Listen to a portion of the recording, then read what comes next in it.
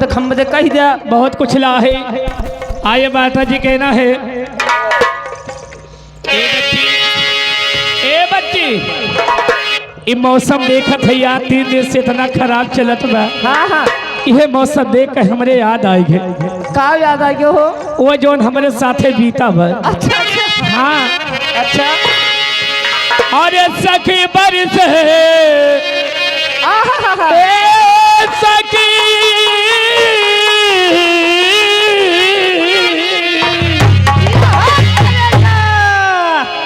अरे सखी बरस बदरवा से पानी झुलनिया पे बूंदी टपकी सखी बरस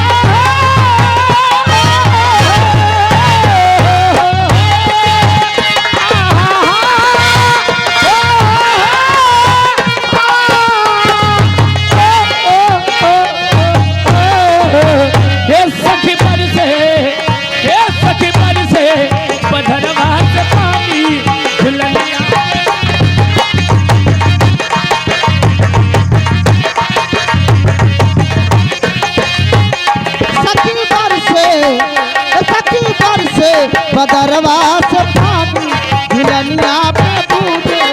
गिरे सखी बरसे।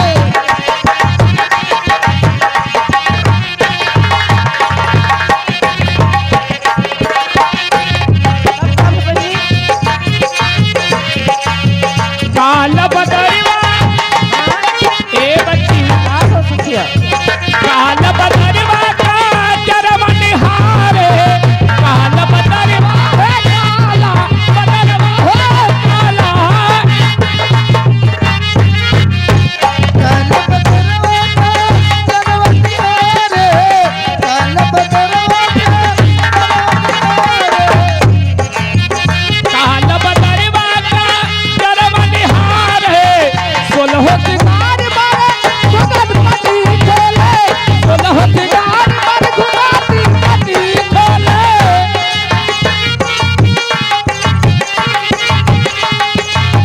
ये सखी भी गए सखी भी ये सखी भी गए ये सखी भी गए सुनर हमारी धानी झुलनिया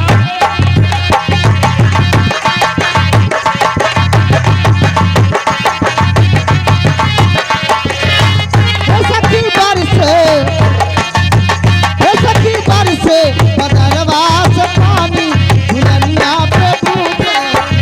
सखी बरसे।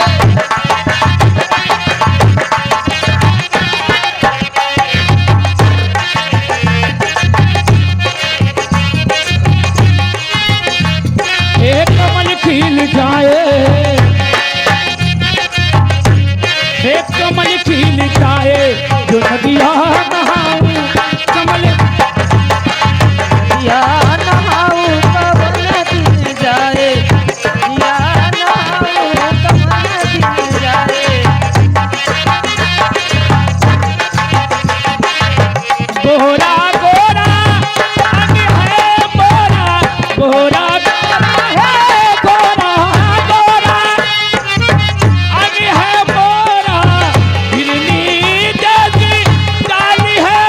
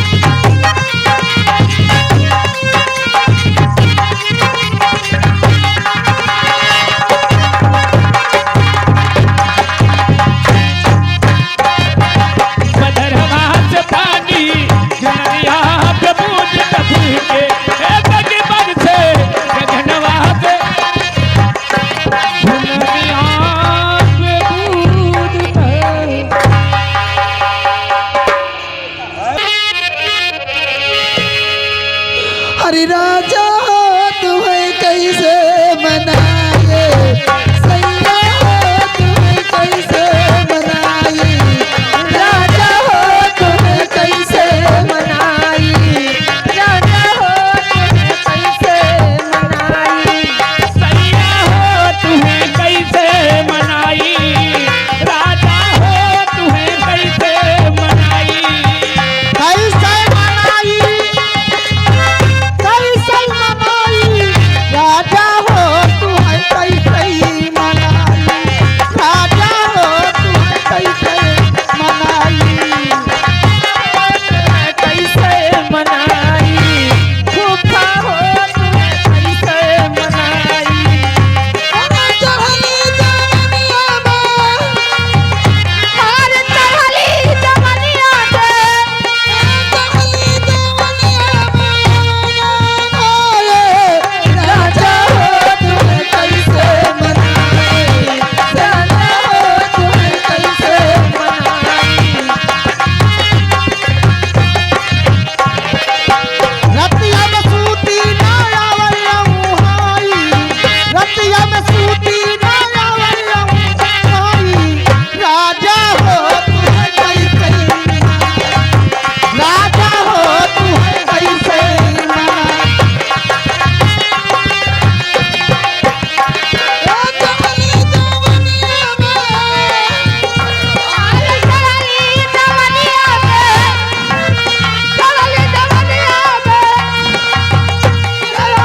राजा हो तुम्हें कैसे मनाई हेलो हेलो हेलो जी हाँ हेलो इसी बीच में आगे राम निवाज वर्मा इनकी तरफ से 51 रुपए का पुरस्कार आया है और संगीत की तरफ से लाख लाख धन्यवाद उन्हें मैडम लखीन को देती रहो। और मैं तो से कहना क्या है आइए मास्टर साहब